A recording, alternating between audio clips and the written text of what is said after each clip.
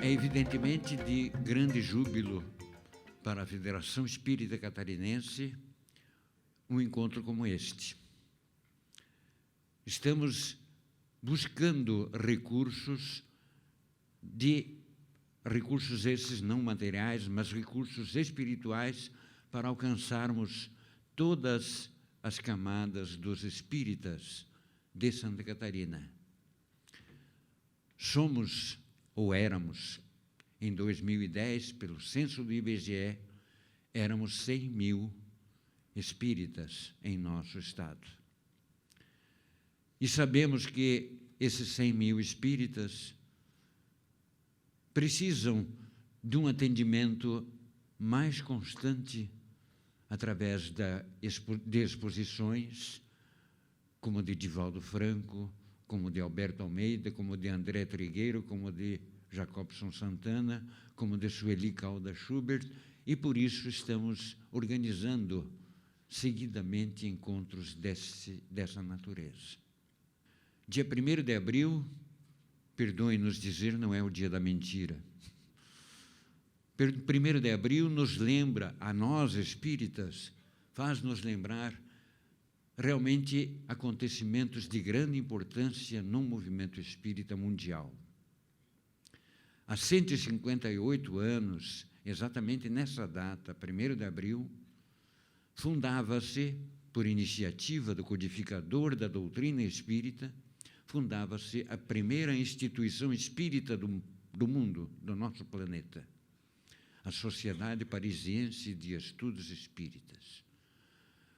Objetivava essa instituição o estudo, a compreensão, a pesquisa cada vez mais presente, não só da fenomenologia espírita, mas também do conteúdo que aqueles amigos espirituais, os números espirituais, traziam naquele instante para a face da Terra.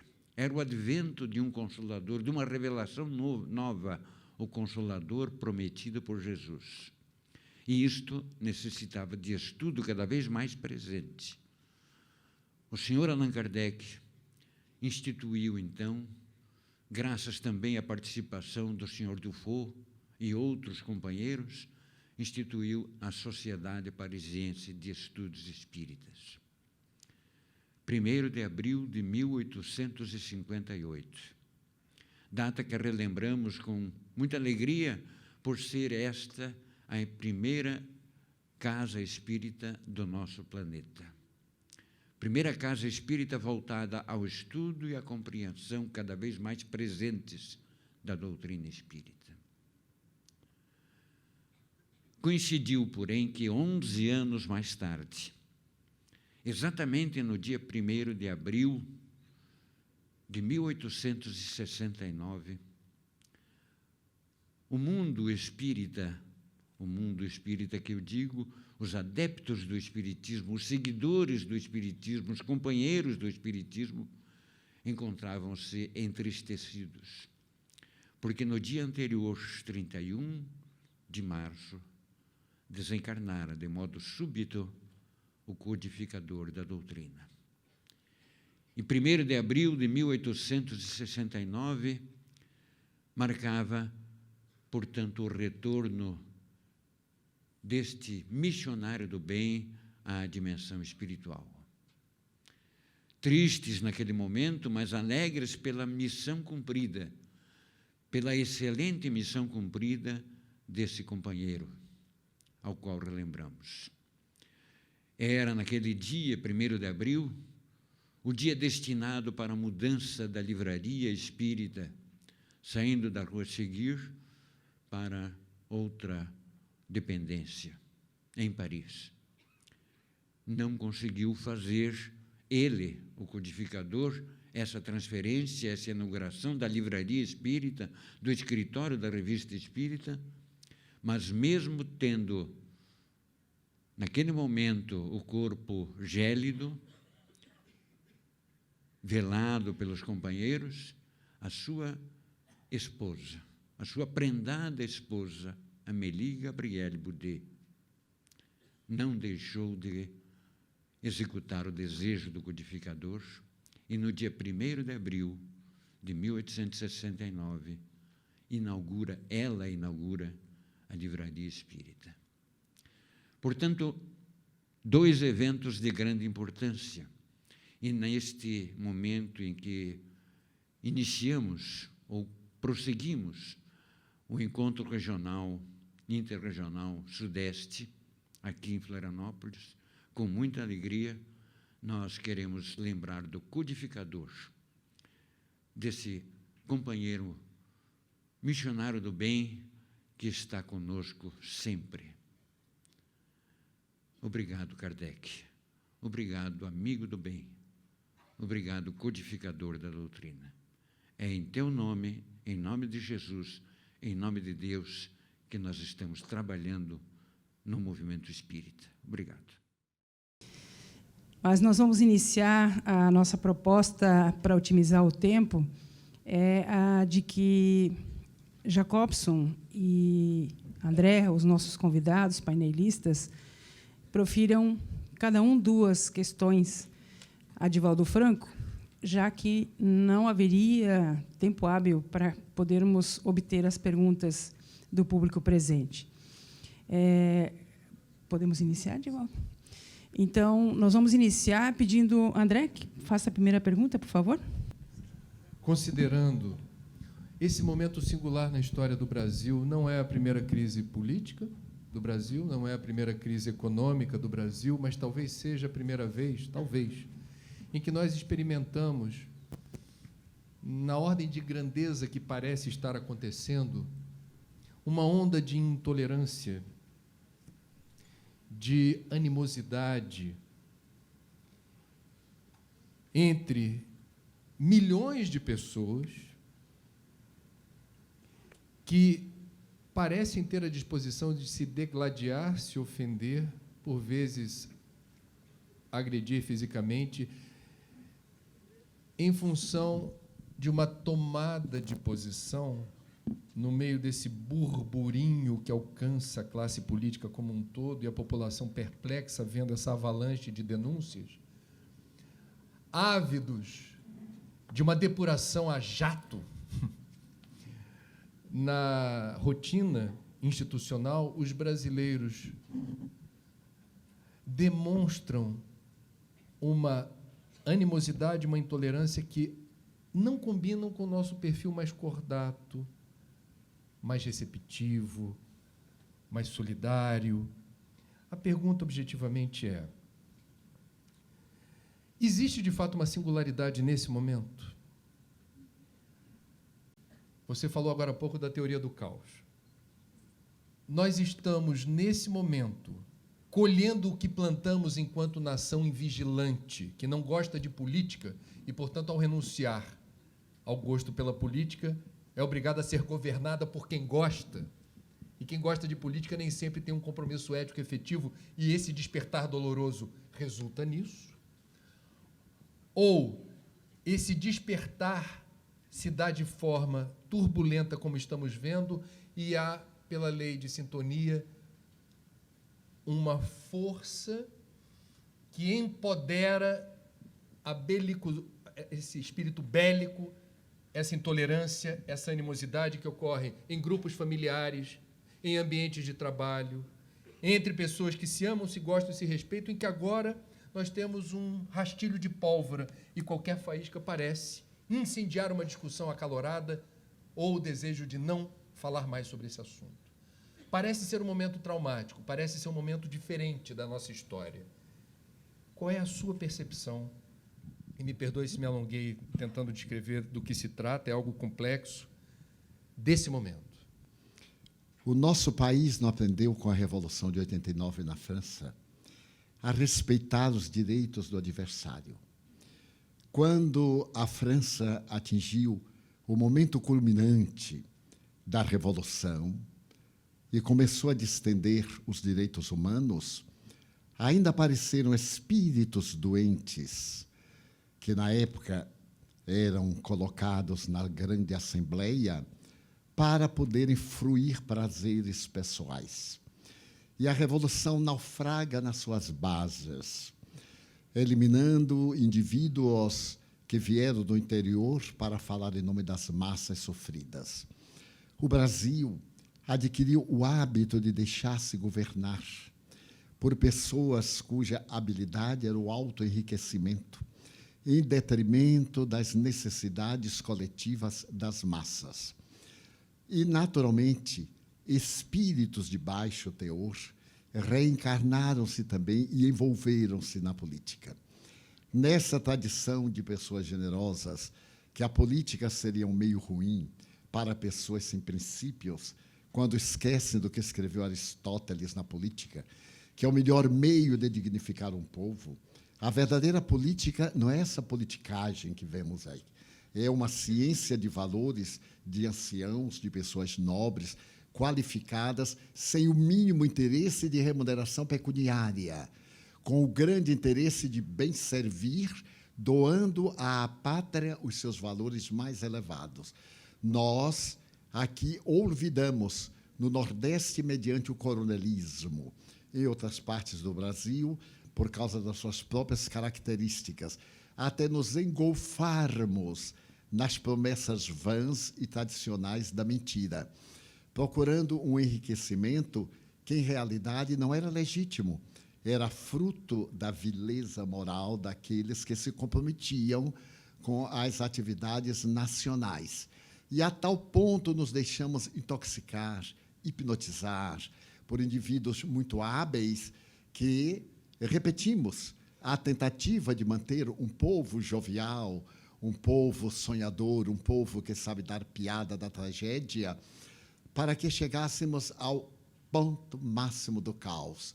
Jung começa sempre a dizer que, para poder atingir a plenitude, é necessário passar pelo lado mais profundo do sofrimento. É o que está acontecendo ao Brasil. Mas, felizmente, enquanto espíritos inferiores se reencarnaram para interromper a missão do Brasil como pátria do Evangelho e coração do mundo, espíritos nobres, como José Bonifácio de Andrade de Silva, Rui Barbosa, e outros idealistas, ideólogos da política do passado, também estão reencarnados no idealismo, vinculados a determinadas crenças religiosas que os tornam homens mais vígeis, mais sólidos, não vendáveis, com necessidades aprendidas fora do nosso país, em países mais sérios e mais rígidos, para poder fazer a grande mudança que também se vai operar em nossa pátria. Neste momento, nós estamos vivendo o caos espiritual também no movimento político, partidário ou não partidário. Mas como nós, durante muito tempo, fomos levianos, agora a nossa responsabilidade está surgindo nessa maneira de expressar a cólera e os nossos sentimentos vis, porque somos conscientemente responsáveis pelo que está sucedendo e não queremos assumir a responsabilidade. Mas poderemos agora aguardar, pelo menos, o respeito às leis, que não tem sido devidamente aceito esse respeito, porque não temos o hábito de respeitar as leis, a partir de algumas autoridades de ontem, de hoje, possivelmente de amanhã, incluindo a casa máxima do país, a Suprema Corte, para que deixemos dos nossos interesses políticos partidários no plano secundário e a letra da lei esteja acima de qualquer indivíduo. Ninguém é irretocável a ponto de desafiar a lei. Então, os espíritos nobres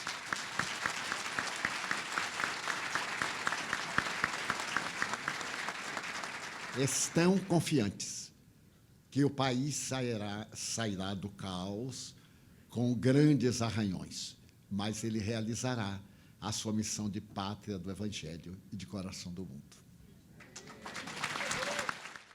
Abraçando também, recordando uma mensagem belíssima em que há referência ao seu trabalho por Chico Xavier, o semeador de estrelas, dentro ainda desse panorama de luta que a nossa sociedade vem atravessando, eu gostaria que você falasse um pouco ao jovem.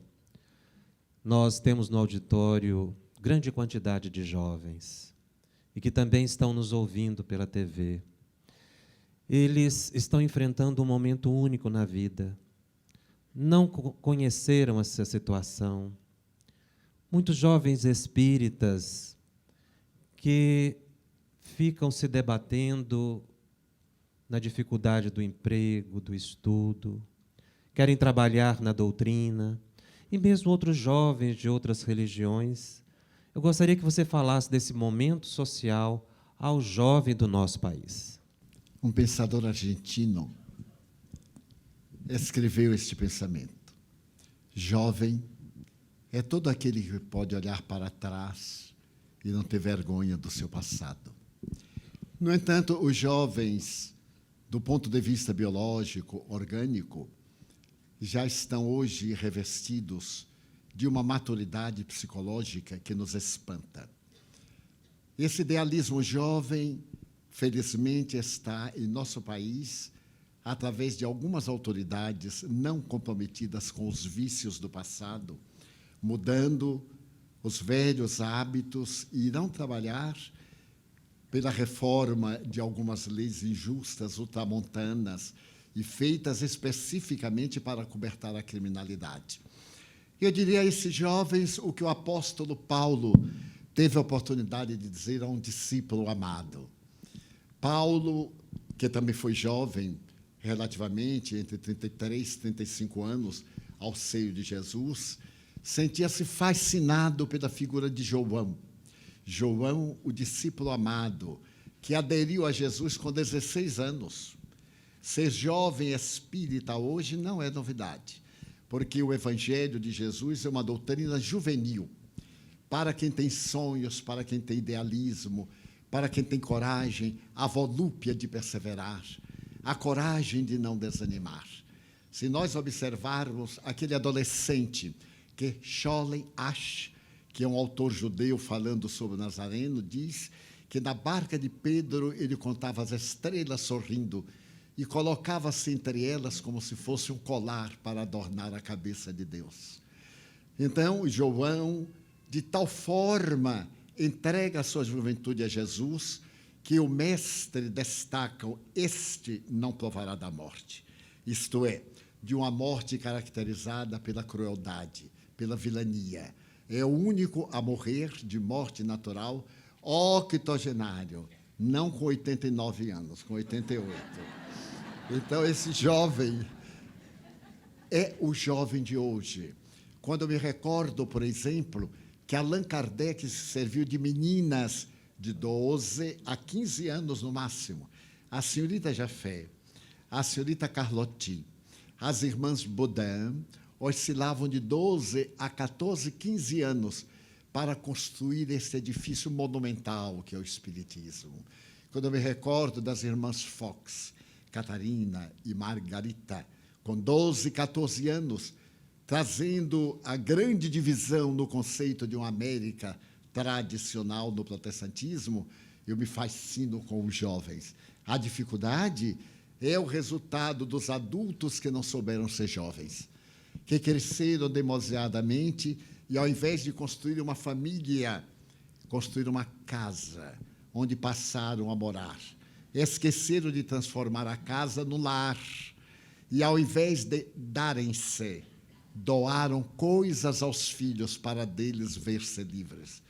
Então, nós temos uma juventude frustrada, que não tem pai, que não tem mãe, que não tem amigo, e a grande maioria vai sendo adotada pelos traficantes, que lhes dá um anestésico para o momento e promete sonhos, que são os sonhos da loucura, da drogadição. Então, cabem aos jovens que estão adentrando-se no Espiritismo parar e reflexionar e perguntar-se: qual é o sentido da minha vida? E eu lhes direi isto porque também comecei muito jovem. Aos 14 anos de idade, eu já estava na lide espírita, lendo o Livro dos Espíritos e perguntando-me qual é o sentido da minha vida. Chico Xavier, aos 16 anos, o apóstolo, já estava também sonhando com este mundo melhor e entregou toda a sua vida ao apostolado. É natural que esta juventude padeça as consequências da leviandade dos adultos irresponsáveis e a pressão das suas necessidades evolutivas. Mas está também no direito do jovem gritar liberdade, não libertinagem, liberdade. Não apenas funk, mas também franqueza. Não somente o prazer, mas também o dever. Não se constrói uma nação com entusiasmos, mas com lutas contínuas. Não se constrói um caráter com um desejo de alguns dias, mas com a perseverança de muitas boas e graves horas que estão ao alcance de todos nós.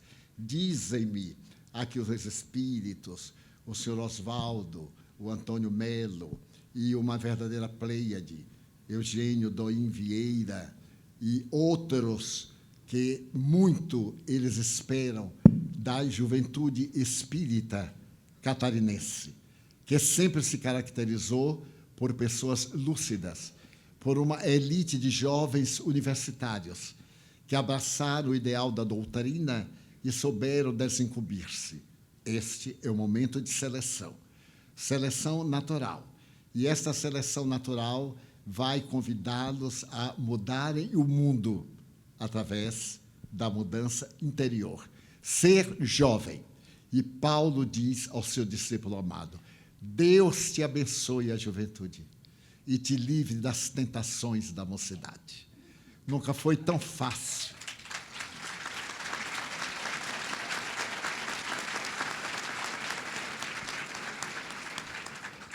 Nunca foi tão fácil ser vulgar, ser venal. Merece até aplauso, recebe coroa e distinção, mas nós sabemos que está errado. E é necessário que a nossa distinção seja a leveza de caráter, o sentimento de construção de um mundo, e que cada um diga: eu estou construindo um mundo novo. Encerrarei numa parábola pequena psicológica. Um psicólogo olhava uma grande construção e, de repente, passa um operário modesto com um carrinho de mão levando pedras. E o psicólogo pergunta: que fazes? Não vês? Carrego pedras. Era um revoltado. E logo veio um segundo, fazia a mesma coisa. E o psicólogo perguntou: que fazes? Carrego pedras. Era um resignado. E veio um terceiro, e ele perguntou: que fazes? Eu estou construindo aquela catedral. Cada um de nós carrega pedras. Depende da finalidade, para onde levamos as pedras. Não está no momento de construirmos a nossa catedral, são os nossos votos. Eu vou mudar minha pergunta. Eu estava preparado para fazer uma pergunta sobre Brasil, coração do mundo, pátria do Evangelho, mas a sua resposta agora me inspirou numa outra direção, que seria, Divaldo, a sua percepção, apesar de todas as conquistas, todo o espaço que o movimento espírita ocupa hoje no Brasil, e isso muito por tua culpa, teu trabalho incansável, o que não foi feito ainda e precisa ser feito? Quais são os grandes desafios? O movimento espírita cresceu, mas ele é, em comparação com outras tradições, o que tem a maior faixa etária, o que tem o maior nível de escolaridade, o que tem o maior nível de renda, o que configuraria uma elitização.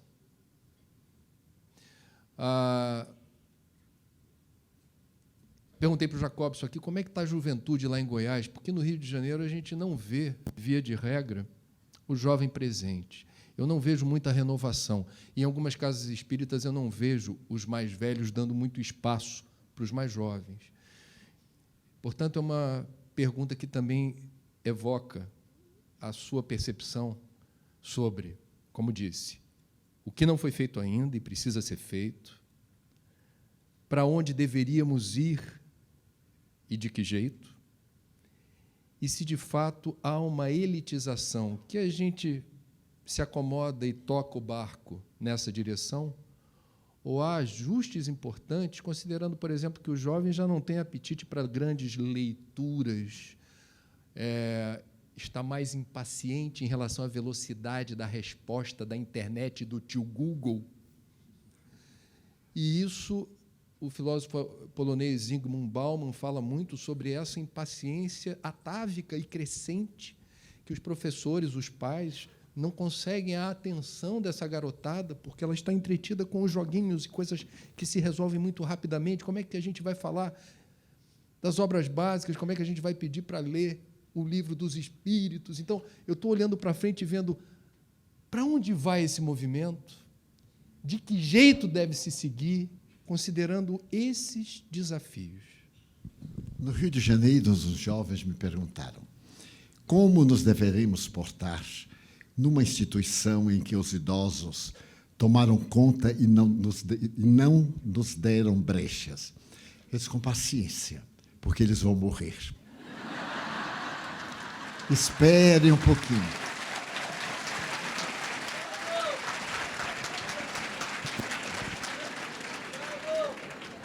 Os velhinhos estão com o pé na cova. Insistam.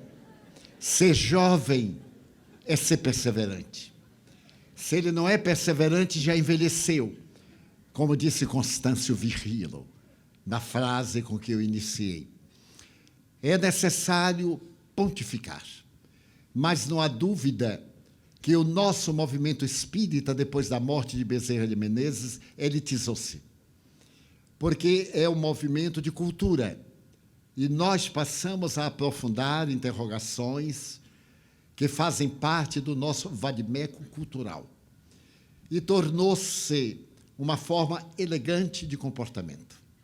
O que ontem era um combate acérrimo contrário, agora é quase um destaque social. Você é espírita? Mas eu também. Eu até sou espírita kardecista do Pai Tomás. Mostrando como estamos distraídos.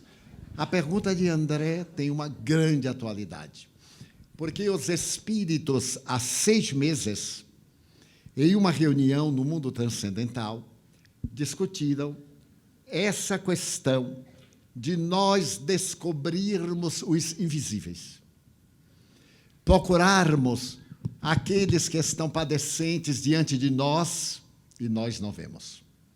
Estamos tão preocupados com a nossa ufania que não vemos a dor estampada na face de um filho que está suplicando socorro e nós, os adultos, não temos tempo de penetrar e perguntar por que você está tão triste. Porque temos medo de que a responsabilidade seja nossa. Então, os espíritos estão agora em uma campanha para nós descobrirmos os invisíveis. As pessoas humildes, os trabalhadores, os funcionários mais modestos, aqueles que são a estrutura do nosso equilíbrio, servem-nos bem, mas nós pagamos. Não basta pagar. Nós retribuímos o trabalho, mas ninguém pode retribuir a gentileza nem o carinho. Não tem preço. Eu vou expressar, infelizmente, porque me aconteceu, mas o objetivo não é esse. O que é que os benfeitores estão me dizendo e pedindo para trazer Jesus de volta e dizer ao jovem que Jesus foi jovem.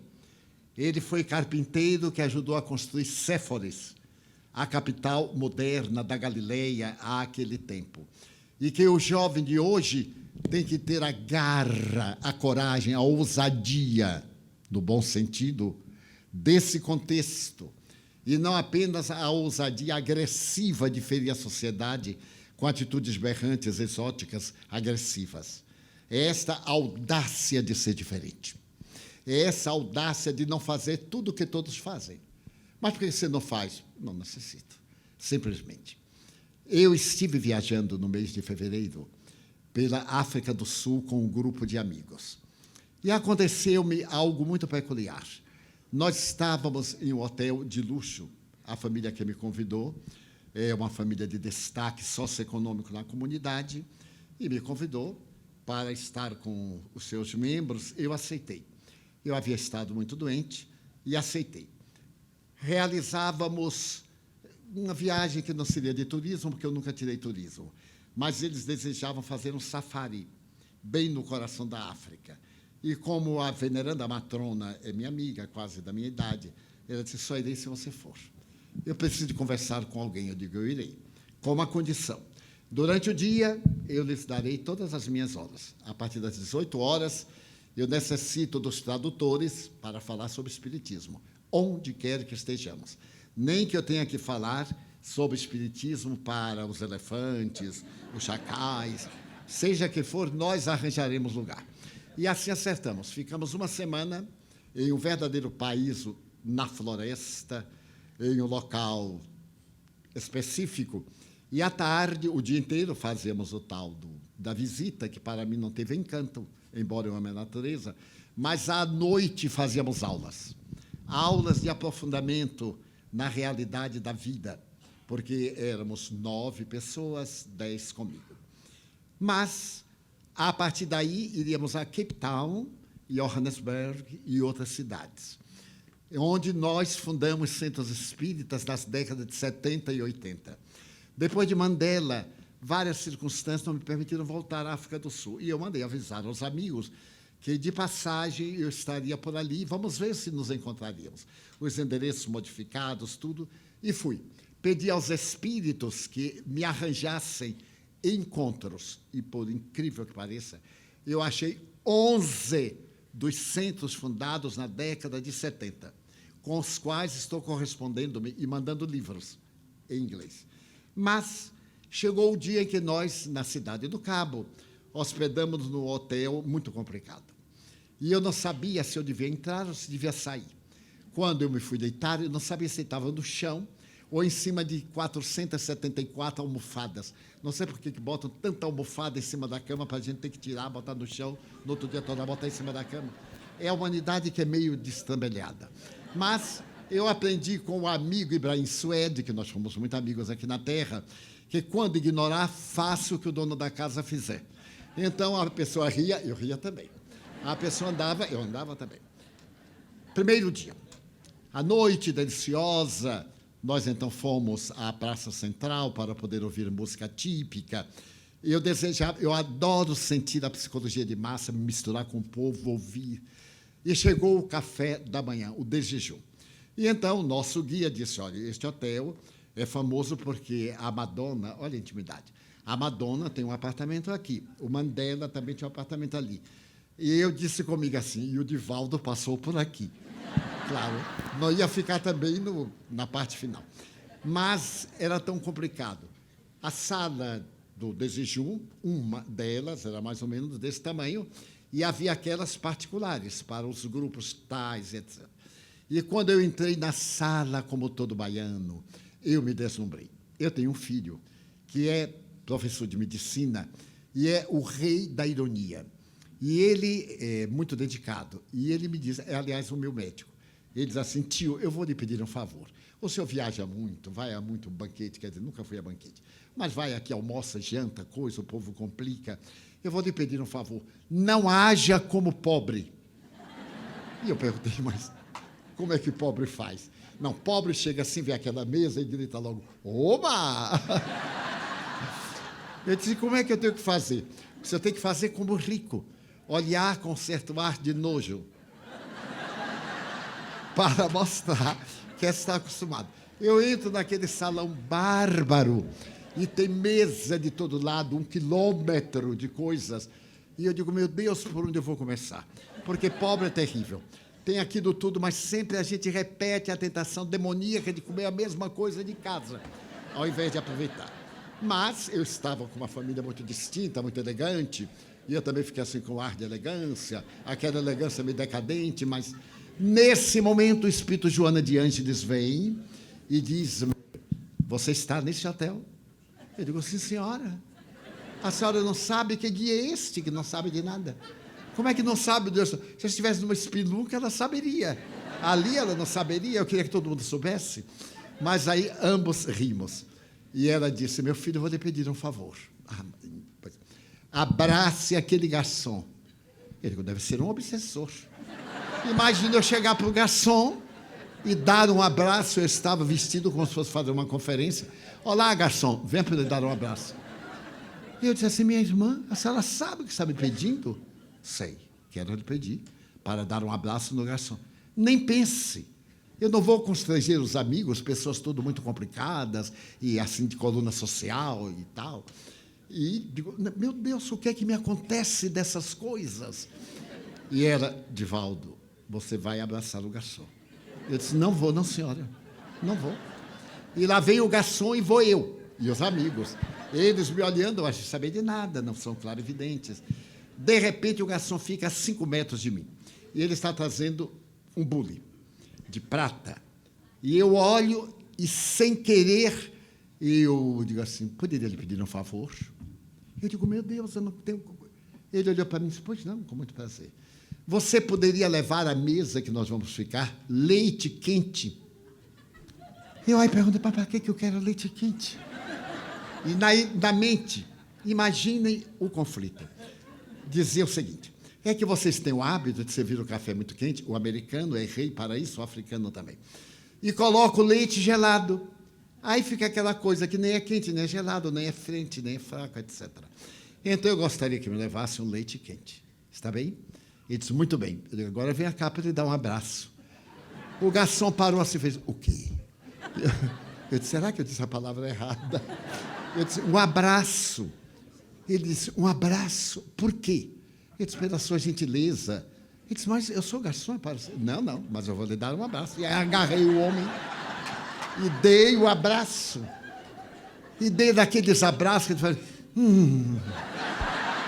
Eu que detesto isso, eu tenho muito cuidado para não parecer ridículo. Ele é africano, muito negro. Ele ficou cinza. Ele foi... E aí desceu o bule, eu não sei para onde o bule foi e tal. E os meus amigos pararam e metade do povo olhou. Isso aqui foi trágico.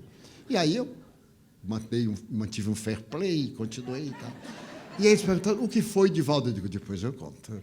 Não dava para contar porque eu não sabia o que era. Daí a pouco chegou o garçom com um bule tão quente que quase arrombou a mesa. Colocou ali e fez alguma coisa a mais. Eu disse, não, muito obrigado. Daí a pouco lá veio ele com outro bule quente. Bem, eu disse, meu Deus, mas o que é isso que me aconteceu? E ao terminar, ele veio e disse, o senhor está servido. Como é o seu nome? Eu disse, Mr. Franco. Mr. Franco, eu estou encabulado com o senhor. Eu disse, eu também. Eu estava encabulado. E a minha amiga pegou no meu braço, você está sentindo bem? Eu disse, estou. E por que você abraçou o garçom? Eu digo, eu não sei, tenha calma. Deixa eu primeiro descobrir. Passou o dia e eu não descobri. No dia seguinte, eu tive uma cólica de estômago e não pude descer. Meus amigos desceram, ele estava ao pé do elevador. E quando abriu o elevador, sabe o que sai dele? E Mr. Franco. Aí a minha amiga disse assim, ele está indisposto. Qual é o número do apartamento? Número tal. Eu tinha colocado, não perturbe. Daí a pouco alguém perturba. Eu vou abrir a porta de pijama e ele, Mr. Franco, você está doente? Eu digo assim, eu conheço de algum lugar. Eu digo, não estou doente, é uma ligeira indisposição, às vezes eu tenho. Não, veio empurrando uma mesa, trazendo uns 10 tipos de chá que eu detesto, todos 10. Trazendo bolacha, que eu detesto. E trazendo torrada. O senhor não pode ficar sem se alimentar. Eu disse, mas eu vou me alimentar. Não, mas não pode. O senhor me deu aquele abraço e aquele está comigo. Eu disse à minha mulher que foi o primeiro branco que me tocou durante toda a minha vida. Ninguém nunca me tocou.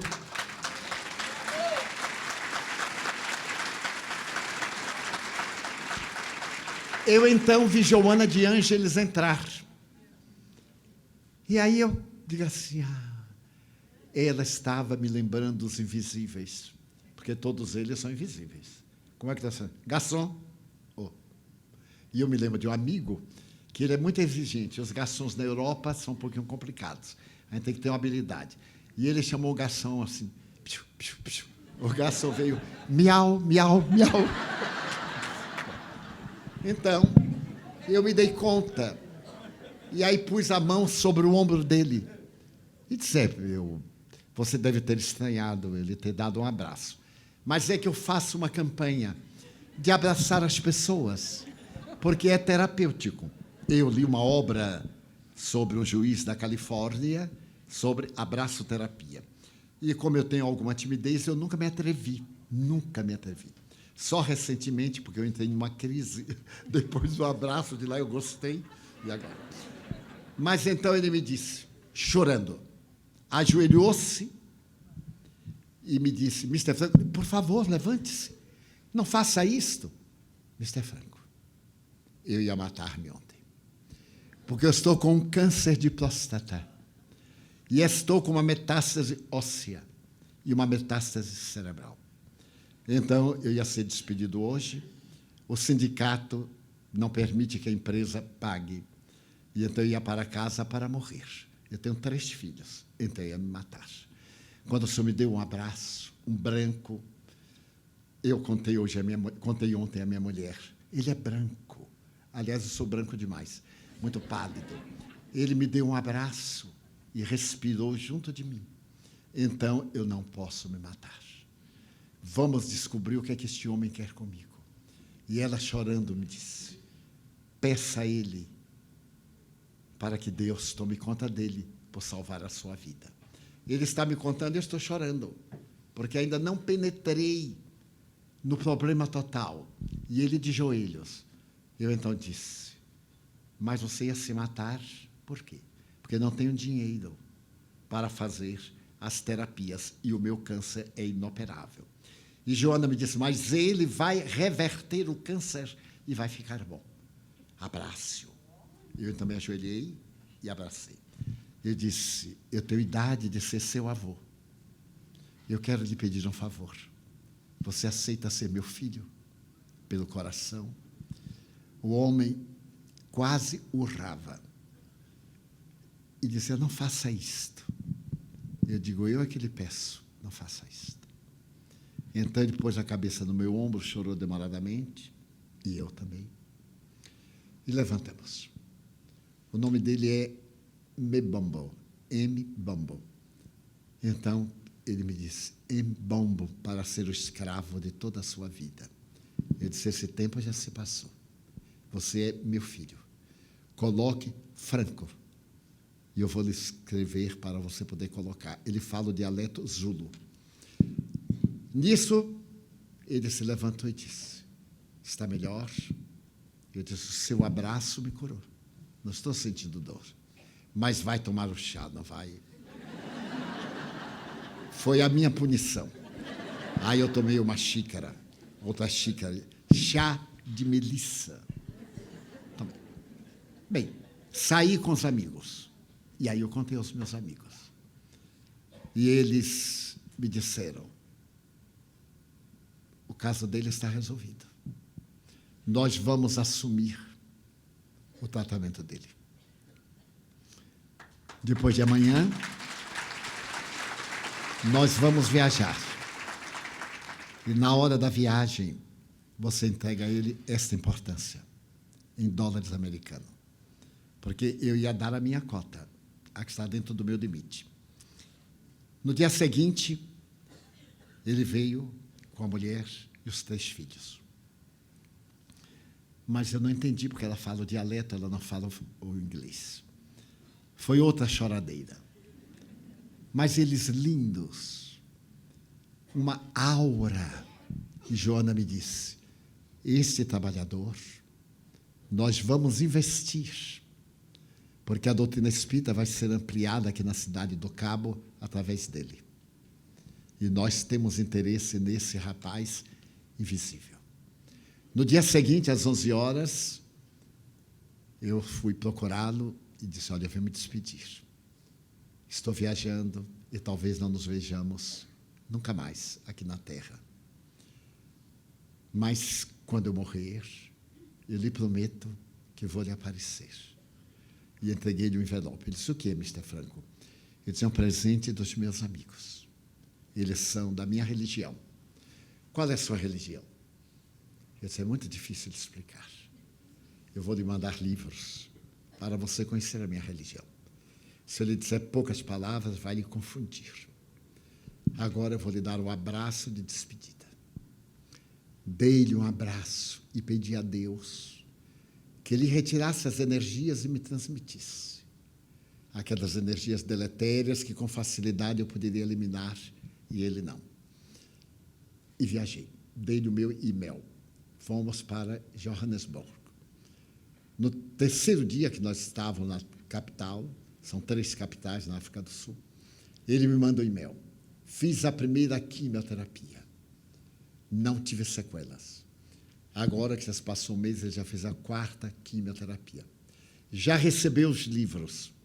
Já formou um grupo de estudos para o Evangelho, porque coincide com a religião tribal, da esperança da chegada de um rei que vai libertar todos os Zulus do estado de dependência antigamente chamado apartheid, desenvolvimento separado, que foi um resultado da Guerra dos Boers no século anterior. Então, os Espíritos estão pedindo para nós descobrirmos os inimigos. Aonde quer que, por acaso, eu vá, uma pessoa bem mais simples, eu digo assim, olá. E em homenagem à Madre Teresa. Ela estava em Londres e, passando pelas docas de Londres, ela viu um homem atirado ao lixo e foi até ele, estendeu-lhe a mão, conversou com ele, ergueu e, quando ele perguntou, o que é que a senhora deseja? Ser sua irmã. Deu-lhe um abraço. Então, os espíritos nobres, e Joana de Anjos em particular, pedem-nos para nós, e eu digo isso agora aos jovens, abraçarmos aqueles que nunca receberam um abraço, aqueles que nunca receberam um gesto de ternura, para que nós tenhamos esse sentido de compaixão, para que o nosso amor seja dinâmico e o novo mundo seja um mundo jovem. O Espiritismo é doutrina de sonhadores. Nós somos os trabalhadores da última hora, a 1/10 hora. O salário será o mesmo daqueles que foram chamados à hora primeira e à hora 1/10. E esse salário se chamará paz de consciência. Então, chegando hoje em casa, beijemos nossos filhinhos. Digamos à nossa parceira, ao nosso parceiro, ao nosso marido, ao nosso amante, pouco importa. Sabe que eu amo você? Sabe que cada vez você é a pessoa que mais me preenche? E se por acaso não sentirmos, porque talvez não sintamos, digamos, para podermos sentir. Tudo começa no pensamento, na verbalização, na ação. E é necessário que o nosso pensamento esteja rico de misericórdia, porque a humanidade nunca necessitou tanto da humanidade como agora. Nunca nos necessitamos tanto como hoje. E como a doutrina espírita é o Cristo de volta, conforme está no Evangelho, a semelhança de uma legião comandada por um chefe, ou de estrelas que caem dos embólios sobre a terra, chega a nova ordem. Espíritas, amai. Espíritas, instruí-vos. Mas, acima de tudo, espíritas, serve. Que neste encontro de jovens e de adultos, de todos nós, e permitam-me revelar-lhes, eu vejo um dobro de espíritos ao número de criaturas. De tal forma, há 3 dias, desde que eu cheguei, que me tem criado embaraços visuais. O número de espíritos que eu tenho visto nesses dias. Esther me conhece há uns 20 anos, mais ou menos. O nosso amigo me deve conhecer há mais de 30. Outros aqui me conhecem há mais de 30. Eu sempre me caracterizo pela ponderação, e todos são testemunhas que nunca pulei a linha do bom tom. Mas, nesses dias, algo está sucedendo. Eu nunca vi tantos espíritos, e nunca vi tantos espíritos catarinenses, mais de 300 que me deram seus nomes, nas filas, amparando-nos e falando-nos da nova era. Então, a nova era já chegou. Bem-aventurados.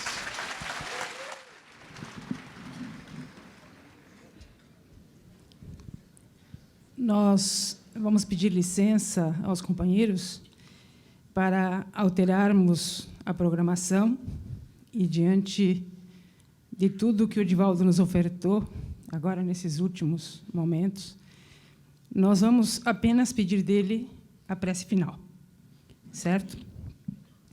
Então, da minha parte, antes de passar para o mestre de cerimônias, o agradecimento que, para além do mundo físico, se estende ao mundo espiritual, dizer que este encontro interregional Sudeste ele foi realmente muito especial. Desde o início da sua programação, há mais de 90 dias, bem mais do que 100 pessoas se envolveram na organização desse trabalho. As URIs da região Sudeste, de mãos dadas, não medindo esforços para que o encontro acontecesse. Agradecer particularmente aos nossos queridos convidados, ao nosso irmão Jacobson, que veio de Goiás, nosso companheiro André, do Rio de Janeiro, e ao nosso querido Divaldo, de Salvador. E agradecendo, em nome de todos, aqueles de nós que estamos aqui fisicamente, os que nos acompanham do mundo espiritual e os nossos irmãos internautas que acompanharam este evento.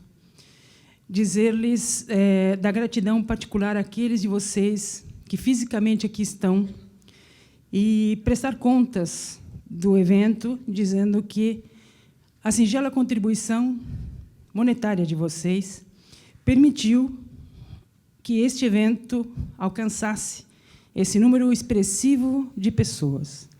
A conferência pública que foi realizada em Criciúma teve mais de 3.000 pessoas encarnadas, que usufruíram gratuitamente daquele momento.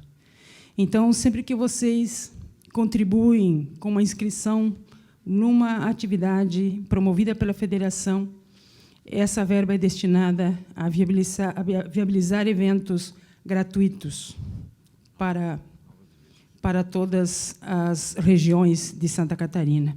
Essa é a nossa intenção, que possamos voluntariamente contribuir para que o maior número de pessoas possa usufruir desses banquetes espirituais que os nossos companheiros nos ofertaram no dia de hoje e no dia de ontem. Então, muito obrigado a todos que aqui vieram, encarnados e desencarnados. Muito obrigado à diretoria da Federação, que me confiou a tarefa de coordenar o trabalho, mas que todos estão dentro desse contexto das mais de 100 pessoas que estão trabalhando desde há mais de 90 dias para obtermos este evento. O nosso irmão Olenir vai fazer uma singela homenagem aos nossos convidados, em nome de todos nós. Fazemos nossas também as palavras proferidas pela nossa irmã Esther, e a sua emoção aqui que apresentou é justificável, plenamente justificável, pela vibração e pela presença desses irmãos que aqui estiveram, irmãos desencarnados, espíritos espíritas, como diz sempre o nosso irmão Bezerra. André Trigueiro. Sem dúvida alguma, nossa gratidão ao seu trabalho aqui. Ouvimos-lo recentemente em Curitiba também. E, apesar de ser um tema mais ou menos idêntico ao que ele lá apresentou, trouxe-nos novamente uma visão clara, nítida, do nosso papel, principalmente como espíritas, diante do movimento ecológico necessário ao planeta. Salvemos a nossa casa. Graças a você, o trabalho vai ser desenvolvido. Muito obrigado.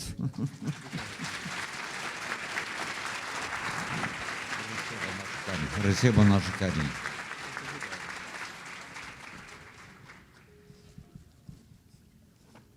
Nosso irmão Vilmar, pode nos auxiliar aqui, por favor?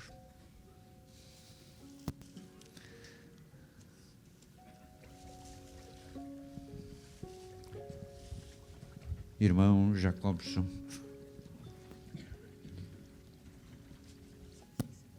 Da mesma forma, nós temos que agradecer a sua presença. Falou-nos sobre a mediunidade, sob um ângulo muito importante da mediunidade, médiuns e mediunidade, abrindo-nos cada vez mais essa visão sobre o sentido espiritual da nossa existência. Sem dúvida alguma, a sua presença aqui foi muito apreciada por nós, inclusive, porque a sua fala nos ajudará sobremaneira. Receba também o nosso carinho, o nosso irmão Vilmar entregue. Irmã Esther, não podia ser outra pessoa para entregar ao nosso irmão Divaldo esta lembrança, que foi importantíssima a sua presença aqui. Desde aquele momento em que, descendo do seu voo, nos olhou, eu sabia que havia alguém ali consigo. Um companheiro nosso, ex-presidente da federação, ali estava. E ficamos vivamente emocionados com isso. E todos os demais que nos antecederam nessa árdua tarefa da presidência também estiveram aqui. Soubemos disso graças a você. E as suas palavras aqui foram, sem dúvida alguma, mexeram conosco, sem dúvida alguma. Com certeza, com todas essas criaturas que aqui estão, nossos irmãos, nossos amigos, a quem amamos imensamente. Muito obrigado, Divaldo, muito obrigado a todos.